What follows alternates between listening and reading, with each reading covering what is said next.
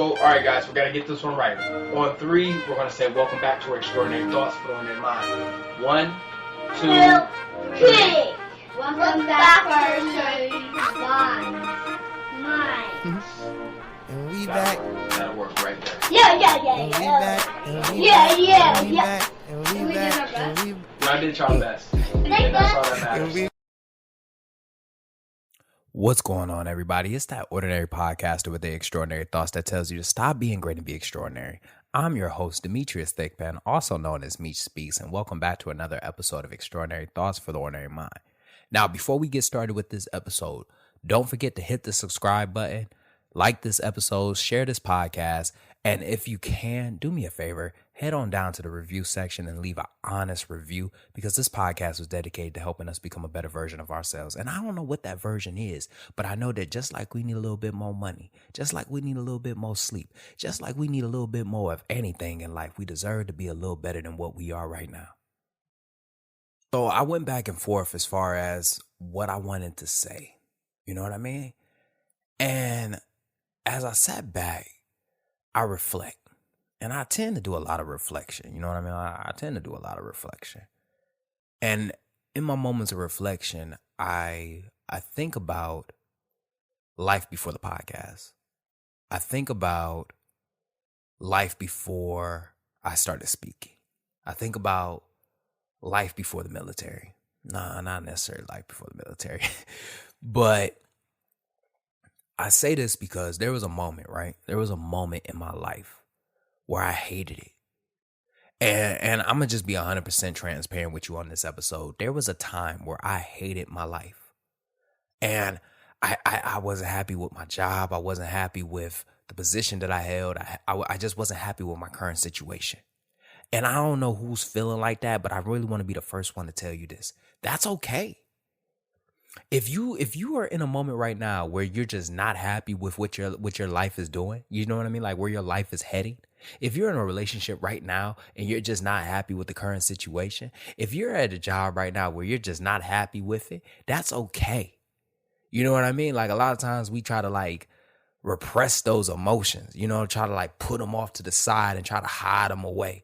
But the reality is that there's going to be certain points in your life that you're just not satisfied with. There's going to be moments in your life where you're just not happy with. There's just going to be a moment in your life where you're going to get to that point and realize that you deserve fucking something better. And that's where I was at. I felt like as if I was reaching my goals, but I wasn't happy. Like the goals, they weren't bringing me happiness. They were just objectives that I needed to reach. And I remember my first speaking gig, and everybody knows the story. I got booked to go speak at a college. And a lot of people know that I dropped out of college. But I'm about to go speak at a college about how everybody needs to stay in school. It's crazy, right? It's a conundrum. And I remember sitting on that panel. I was sitting on that panel nervous. And the moment that I opened my mouth and started speaking, I realized that I had a gift. And I bring that up because there's a moment, right? There's a moment where we say, I hate my life. I'm not happy with it. I don't like the way things are going. And we're faced with two things that we can do about this. We can either A, continue to live this life, which is, once again, is your choice because this is your life. Or B, you can make the changes necessary to live a life that you're happy about. Not a life that's worth living because we are living a life, but a life that you can be happy about. And when that happened, I realized that one, I have a gift, but this gift that I have, it'll mean nothing if I don't continue to nurture it. Like it won't mean anything if I don't continue to go down this road that now I have found.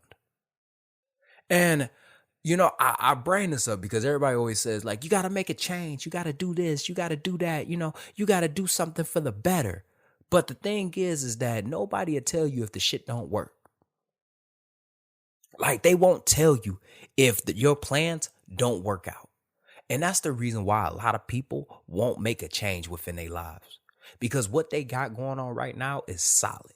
What they got going on right now is stable. What they got going on right now is consistent. See, the thing is that regardless if it brings them happiness or not, they know for a fact that it's going to be there Monday, it's going to be there Tuesday, it's going to be there Wednesday, it's going to be there Thursday, and goddamn it, it's going to be there on Friday. So why would I give up something that I know that is consistent for something that I don't know? See, that's the thing, is that our passions, our dreams, our aspirations, we don't know if they're going to work out.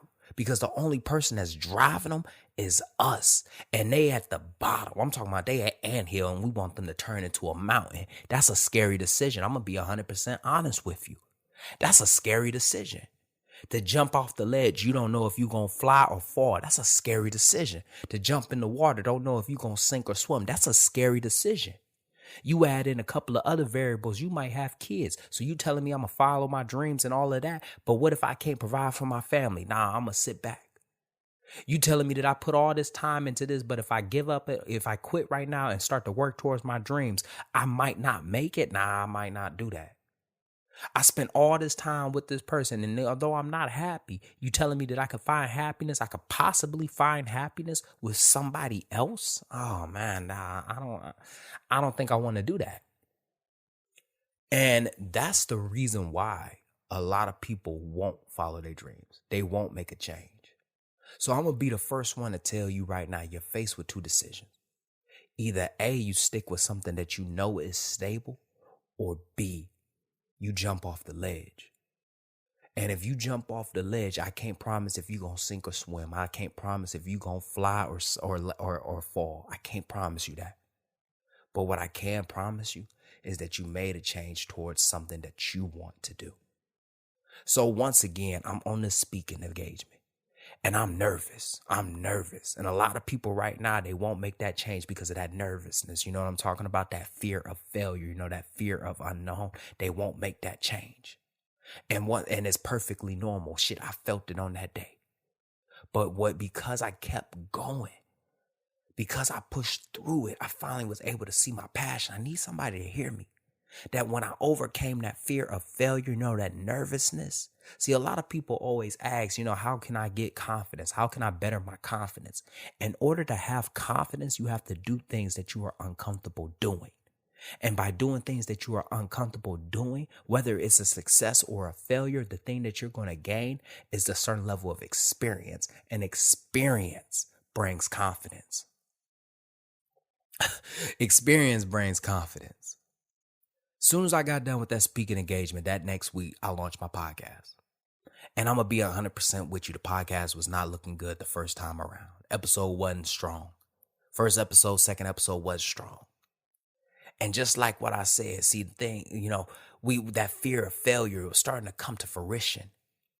And a lot of people, we back out of it. We back out of our change because it's not looking good. So I'm going to be the first one to tell you this right here. You're going to suck your first time around. You're not going to get it right the first time. Your first day in the gym is going to be your hardest day. Your first time in the ring is going to be your hardest fight. Your first time doing anything is always going to be the hardest thing because you don't have experience. You don't have the skill. You don't have the things that are going to develop over time. So with that being said, my first episodes were not my best episodes. I haven't even created the best episode for the podcast yet. But I kept going. I started off with 5 listeners. 5 listeners turned to 10 listeners. 10 turned to 20. 20 turned to 50. 50 turned to 100. You know where I'm going with this. The consistency that I had with the podcast allowed me to reach more people. And more people started to hear my message. But all of that would have never happened if I would have backed out of it on my first go. Those episodes that I didn't like, it wouldn't have never happened if I would have backed out. And as I started to develop as a podcaster and started to walk in these shoes as being a speaker, see, we always talk about like doors that open up, you know, opportunities that are going to open up and they're going to create doors for other opportunities. A lot of people don't understand is that as you make a change for the better, there are certain doors within you that tend to open up.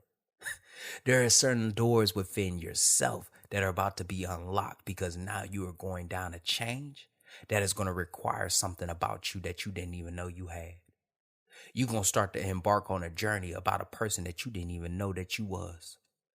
And as you continue to embark on that, you're going to start to notice that these doors about you, they're going to open up. See, I'm talking about, I didn't know that I was going to be a speaker.